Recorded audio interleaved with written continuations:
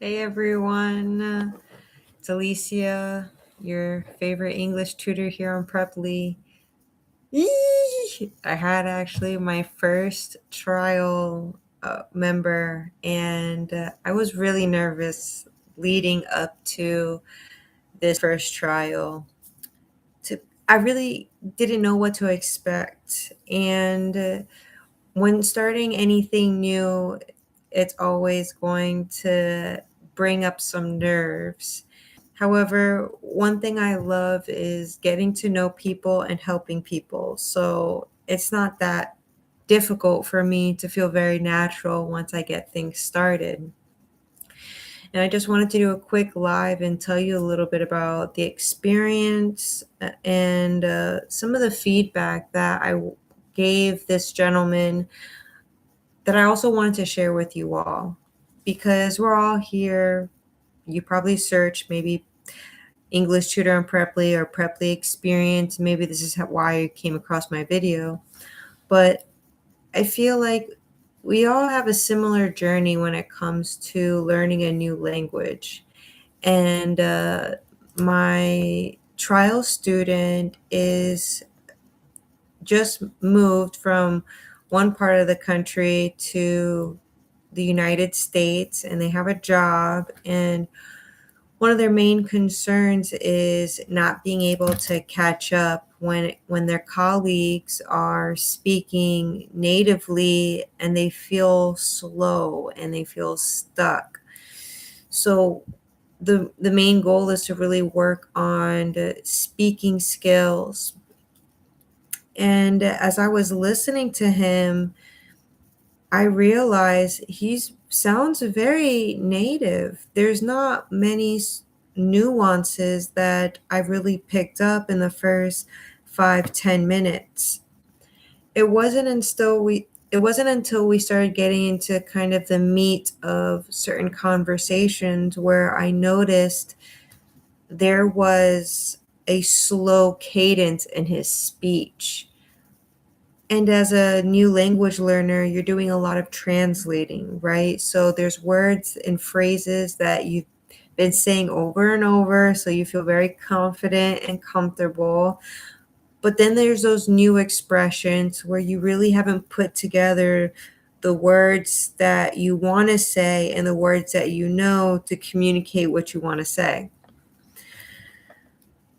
So, as I was speaking to this individual, I was just asking general questions like, what's your social life?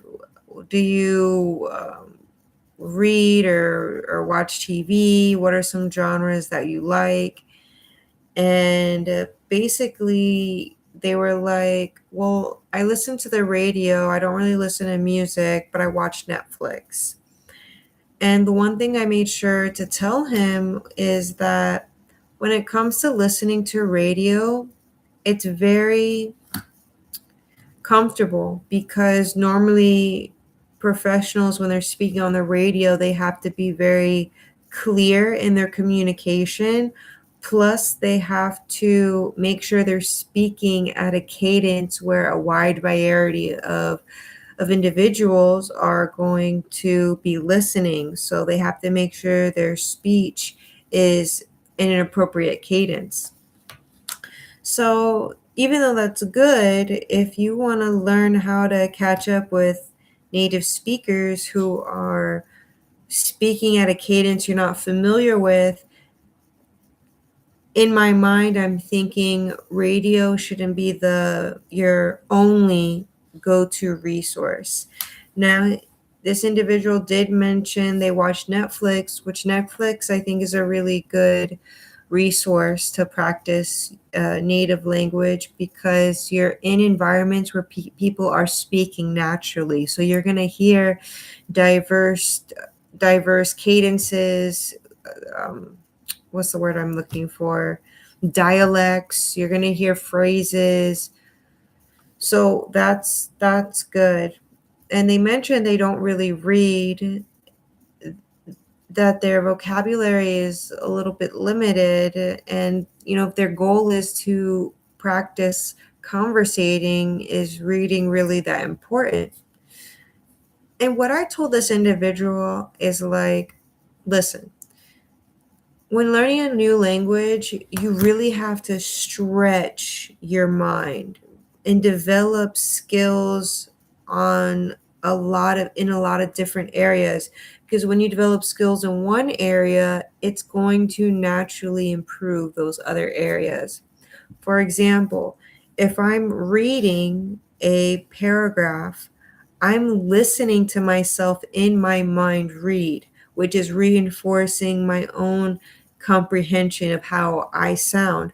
When I say what I read, I get to correlate my speech with my and memorize, okay, when I hear the word extraordinary, I know what it sounds like. I know how to say it. And also, when it comes to the speed of your reading, you can really gauge how much you are able to learn and comprehend within a short period of time. So, when you're speaking to individuals, you're not really able to measure, like, oh, am I getting better at comprehending this type of environment.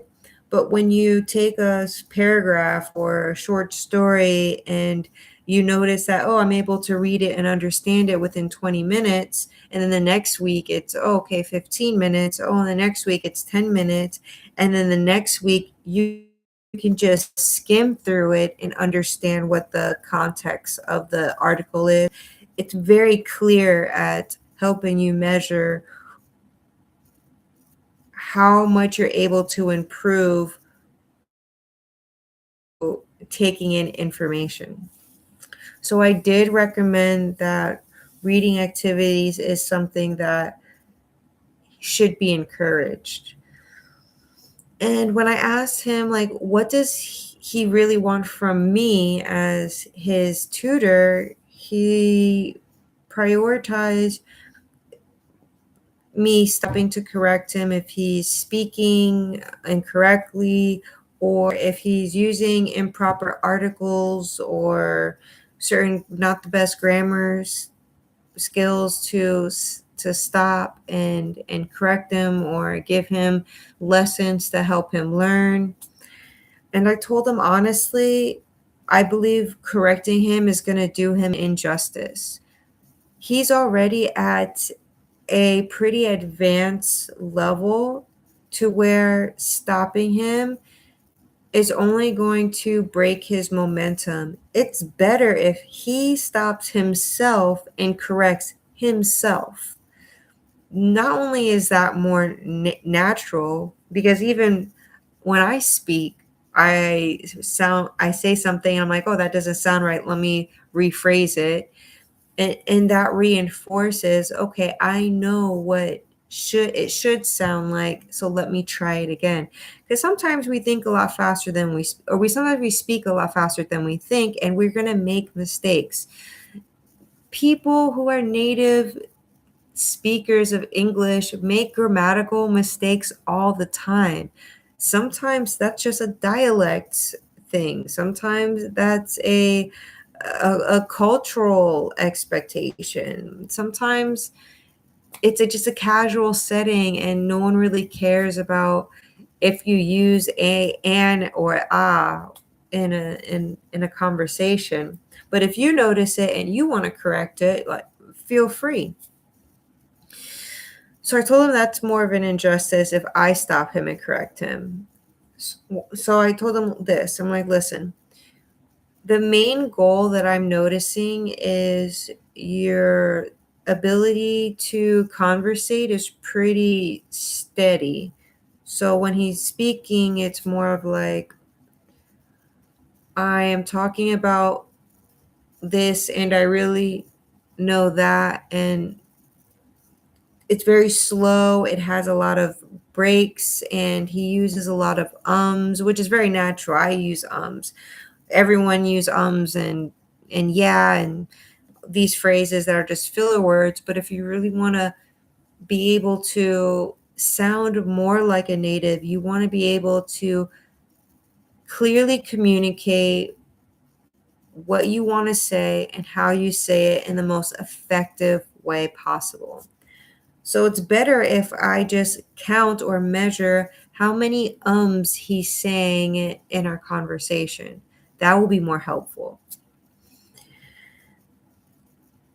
So this is what I recommended to him. I'm like, listen, if you want to be me to be your English tutor, this is what I recommend. I recommend it every time we have a session, you should have read something that you wanted, whether if it's a news article of the week, maybe it's a book you just decided you already had that you want to continue reading. But what I'm looking for is you to initiate conversations and just start talking. I can always catch up and be the I can always piggyback off of what you need to help make sure that you're being challenged in the way that you're being challenged. Because I can speak very fast if I really wanted to, but I really don't feel like I need to speak fast, because when I actually would rather just speak at a cadence that helps me make sure that I'm speaking more clearly. But I like talking at this phrase because normally I'm speaking with individuals who are of a different language. So when I speak at this type of cadence, it just reinforces my ability to enunciate my words, to speak clearly and consciously. So I can always play along off of that if he wants me to speak up or to speed up his comprehension, but listening to music will do the exact same thing. What I really am interested in is making sure that he's able to take charge in conversations and know how to navigate conversations when there's a limited vocabulary that he's not aware of. So that was really my strategy for him. I don't know if he's actually going to book with me, but I really just had a fun time uh, just talking with him and getting to know him. And if he books with me, that's great. I actually have a 3-year-old that I'm going to be tutoring, and I'm a little nervous, to be honest with you. Because when you're speaking to adults, it's easier for things to feel more natural. But when you're speaking to a 3-year-old through the computer, I've never had that type of experience before. So this is going to be something new for me. And it's something I'm going to have to actually prepare for, because it doesn't matter if you're 3 or 65. I want to do my best to help you feel confident, safe, and prosperous. And in order for me to do that, I need to really make sure I diversify my ability to teach lessons to different audiences. And the fact that I'm virtual, that's going to add a complexity, especially for certain populations where I have to really use my creativity. So when I have that meeting tomorrow, I will definitely let you know how that goes. And other than that, thank you so much for just watching. I'm about to go to bed because it's 10 p.m. and it's my bedtime. So I hope you all have a wonderful life. Bye.